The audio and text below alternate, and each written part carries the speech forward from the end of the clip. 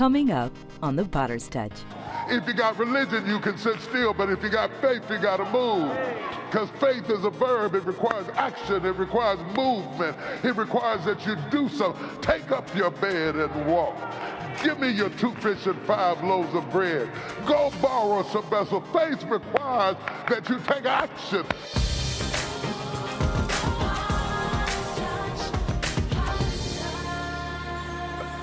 He's on his way out.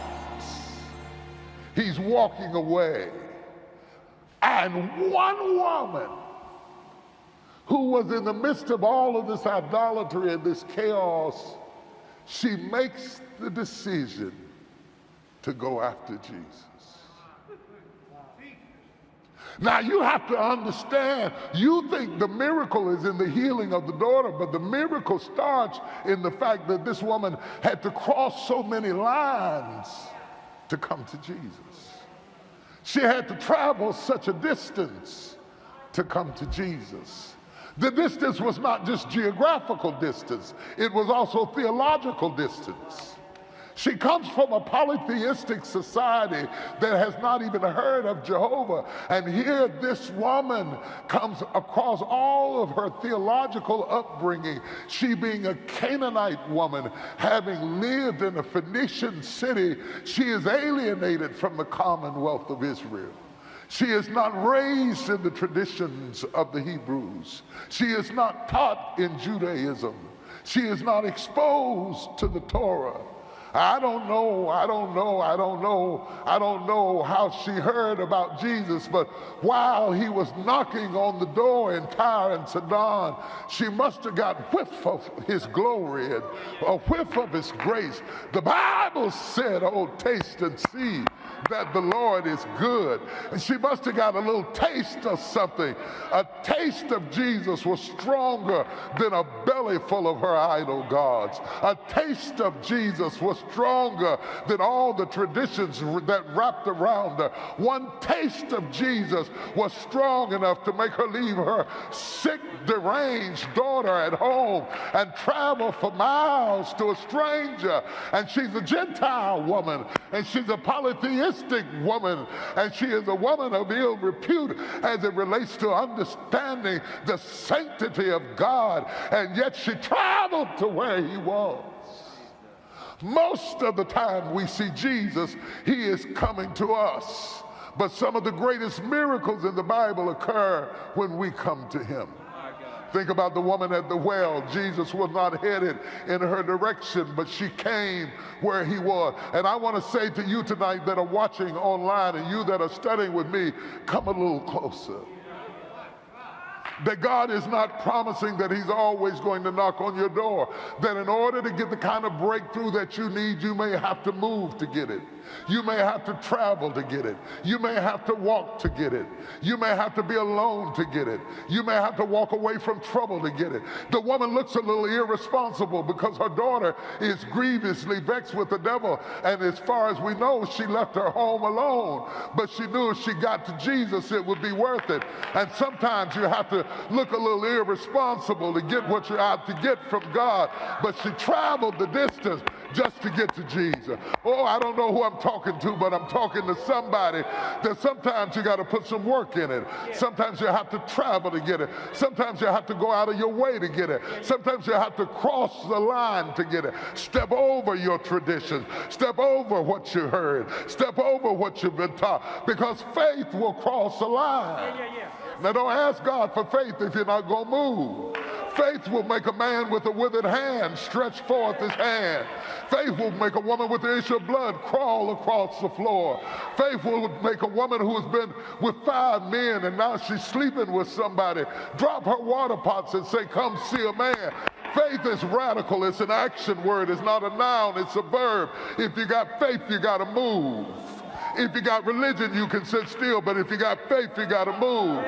Because faith is a verb. It requires action. It requires movement. It requires that you do something. Take up your bed and walk. Give me your 2 fish and 5 loaves of bread. Go borrow some vessels. Faith requires that you take action. I wish I was talking to somebody tonight that was radical enough to take action and make up in your mind, if I have to go out of my way, I'm going out of my way. If I have to be ridiculed, if I have to be gossiped about, if my neighbors are talking about me because I left my daughter at home, I know what I'm doing because I sense something in this Jesus that I can't let him get away until I've had a personal experience with him. He brushed by my neighborhood, but I'm not satisfied to get close to him and not have an encounter with him, and I'm going where he is, even though the law says that I shouldn't come near him. So not only did she step over her religion, she stepped over his, because according to the Torah, she shouldn't have had no dealings with Jesus being a Jew. The Samaritan woman teaches you that. Your people and my people have no dealings. Even the Torah said that she was exempt from being a part of the commonwealth of Israel. And when she comes to where Jesus is, he told her, Yeah. I don't have no dealings with you. I have no dealings with you. Go on back. See, if you are easily discouraged, you will never get what you want from God. Because anybody else would have taken Jesus' word for it and left and say, well, he insulted me, I'm not going. He said, I am not sent but to the lost sheep of the house of Israel. In other words, you are exempt from being eligible to receive what you asked me for. It's not that I'm exempt from being able. I'm able, but you're not eligible. That's what Jesus was saying. I am not sent but to the lost sheep of the house of Israel. And then she calls him Lord. She called him Lord. But he hadn't been to her. But the fact that she called him Lord stands up in the face of all the traditions of her background. The fact that she called him Lord meant that she had a revelation that he was more than a good man, that he was more than a prophet, that he was Adonai. She called him Lord. And when she said Lord, that is acknowledging who he is. When she said help me, that is acknowledging who she is. She has put him in his proper perspective. I know you got the power. And I know I got the problem. See, some people have trouble admitting that God has the power. And then there's another group of people that have trouble admitting that they have a problem. But this woman was not neither. She was not too arrogant to admit that she needed some help. You have to be humble enough to say, help me. And you have to be discerning enough to call him Lord. She knew who he was, and she knew who she was. In front of all of these spectators who didn't even want her around. For the Bible says that the disciples said, she crieth after us, send her away. She never said nothing to them. These minions that surrounded Jesus were just in the way.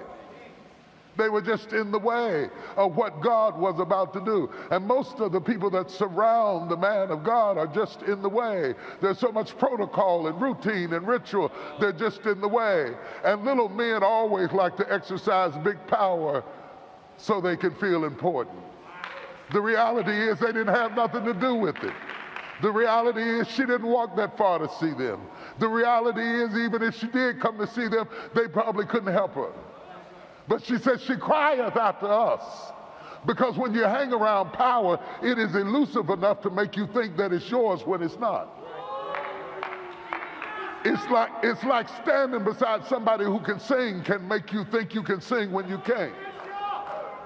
See, she was never crying after them. She was crying after him. Lord, help me. That don't have nothing to do with your disciples, your trustee board, your board of elders, your deacon board. None of that. That has nothing to do with any of them. They were just minions surrounding Jesus. Standing in the way of a miracle. Oh, let me stop a minute and pray. Lord, don't let me ever stand in the way of somebody's miracle. Don't let my arrogance stand in the way of your divine purpose. Don't let my need to be acknowledged stand in the way of somebody getting a breakthrough. Somebody's got a sick little girl that needs a breakthrough. And don't let my pride become so puffed up that I can easily send away what I couldn't heal anyway. It's easy to send away what you can't work with no way. Send her away, they said. She crieth after us. But she crossed over top of all of that. Everything they threw at her, she crossed over top of that. I'm not sent but to the lost sheep of the house of Israel. And she crossed over that. What are you willing to cross over to get what you want from the Lord? We live in a world today, or in a world today that people are so easily discouraged that if the miracle is not convenient, they don't come. If the parking is not convenient, they don't come. If somebody sits in their seat at church, they don't come. If they don't like the rules, they don't come. If they have to wear a mask, they don't come. If they have to stand in line, they don't come. These are the same people who stand in line for hours for a ticket to a football game, but won't stand in line 15 minutes to get a healing. This woman had traveled all the way up the coast with her sick daughter at home to see a Jesus who told her no. At first, he answered her not a word. I don't know what's worse, the rejection or the silence. Have you ever had to live with God's silence? When you're in a crisis and the only one who can fix it says nothing. I know you heard me. I used to say something to my children, they act like they were deaf. I'd tell them, I know you heard me. Finally, they say, yes, sir. They were trying to act like they didn't hear me. You know, have you ever gone through a time that it seemed like God didn't hear you? He does hear you. He said, my ear is not heavy that I cannot hear, and my arm is not short that I cannot say. Just because I didn't say anything doesn't mean that I didn't hear you.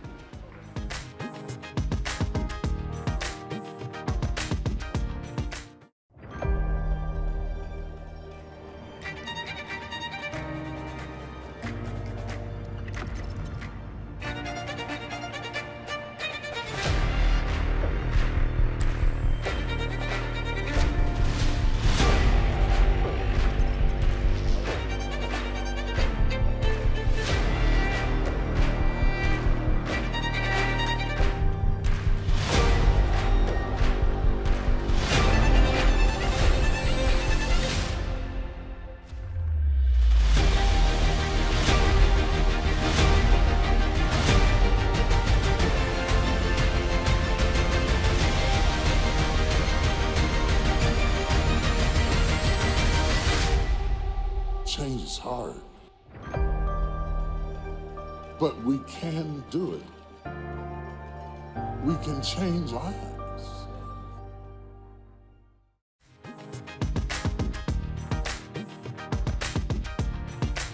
I was driving up to North Dallas the other day, and I don't live up in North Dallas. I get confused sometimes going up, and I was on the right road, but I wasn't sure, and I got mad at my GPS system because it was saying nothing at all. And I had to keep on driving in the silence. I wanted some reassurance. I wanted her to say, you're on the right road. You're getting close to your destination. I wanted her to tell me that I was on the right track, but she said nothing at all. She didn't speak again till it was time to make a turn. Sometimes God doesn't say anything until it's time to make a turn. And you have to keep on walking by faith in the silence of God. I don't know who I'm talking to tonight, but if God ain't saying nothing, keep on driving. If God ain't saying nothing, keep on walking. If God ain't saying nothing, keep on preaching. If God ain't saying nothing, keep on building. If God ain't saying nothing, keep on teaching. If God ain't saying nothing, keep on reaching. If God ain't saying nothing, keep on doing what you were doing before, because when you get to the turn, he'll tell you, in 3 more miles, you'll make a right-hand turn. Don't mistake his silence for not caring. In essence, Jesus was trying to tell her, my hands are tied. He says, I tried not to answer you, but you crossed over the line. And then I explained to you that I have not come but to the lost sheep of the house of Israel. But you crossed over the line. What kind of faith is this you got, woman, that you keep crossing over the line? You see, we serve a radical Jesus, and he respects a radical people. And this was a radical woman. She wasn't even a spiritual woman. She wasn't even a holy woman. She wasn't even a godly woman. But by God, she was a radical woman. I know she was radical because she kept stepping over the line. And you must understand that faith will always cross the line. It will cross the line. I know I am not a part of the lost sheep of Israel, but I'm going to cross that line. I know you're not speaking to me, but I ain't going nowhere. I'm going to cross that line. And finally, he broke it down real blunt. Have you ever had people you tried to tell them to go on, as my old folks would say, go on now. You tried to tell them go on, but they won't go away. Finally, he spoke to her real plain, and he said, it is not meet, it's not proper for me to give the children's bread to the dogs. My God. He called a desperate mama a dog. It is not meet to give the children's bread. Let me stop a minute and talk about the children's bread. The children's bread takes me all the way back to the wilderness when God sent manna down from heaven. The children's bread reminds me that God will feed me no matter where I'm at. The children's bread reminds me that I might be hungry right now, but God is baking up something that's got my name on it. The children's bread lets me know that just because I'm his child, there's bread for my problem. The children's bread reminds me that what God has for me is for me. And Jesus said, it's not that I don't have some bread, but it's reserved. Have you ever gone in a restaurant and you walked up to a table and there was a little sign that said reserved on it? I want to tell somebody that's watching me right now that God has a blessing that's reserved for you. It's got your name on it. It's reserved for you. It's the children's bread. Healing is the children's bread. Deliverance is the children's bread. Power is the children's bread. Favor is the children's bread. Deliverance is the children. Hope is the children. Oh, do you hear what I'm saying? Are you a child of the King? Oh, I love those old songs. I'm a child of the King. Comes with rights and comes with privileges, comes with bread. Comes with bread. Like barbecued ribs at a hole in the wall, it comes with bread. Like hot bologna in a cast iron skillet, it comes with bread. The salvation that we have comes with bread. And Jesus calls it the children's bread. He said, it is not meet to give the children's bread to the dogs. She didn't say she was hungry. She didn't say she wanted something to eat. But Jesus calls healing bread.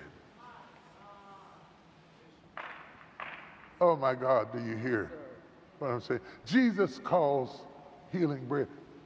Have some bread. Our Father which art in heaven, hallowed be thy name. Thy kingdom come. Thy will be done on earth as it is in heaven. Give us this day. Give us this day. That's what I'm looking for. Give us this day our daily bread. Have some bread.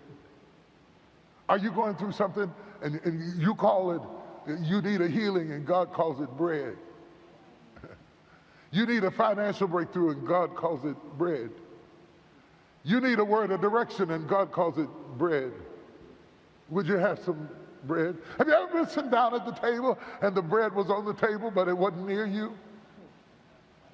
And you had to say to somebody, pass the bread. Yeah. When I see you getting blessed, it makes me want to say, pass the bread. Because I know if he's God enough to give you bread, he's God enough to give me bread. And I'm not going to hate on you because you got some bread because it's on my table too. I just need you to pass the bread. God calls healing the children's bread. That's why you got to be careful who you hang around. Because you can't be hanging around a table full of folk that have no bread. I don't care how rich they are. I don't care how influential they are.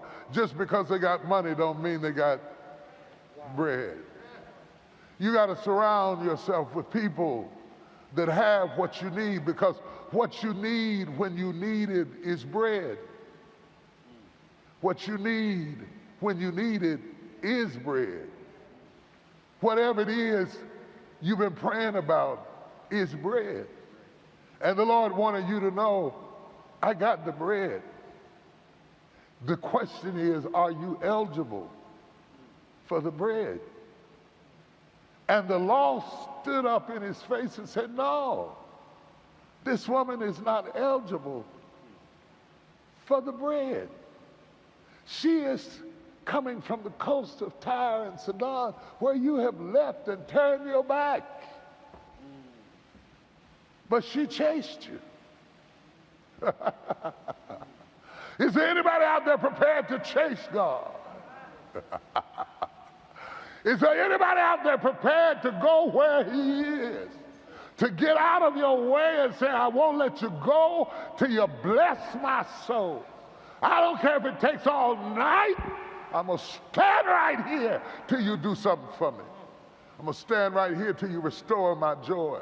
I'm going to stand right here till you restore my peace. I'm going to stand right here until you give me my house back. I'm going to stand right here until you give me my daughter back.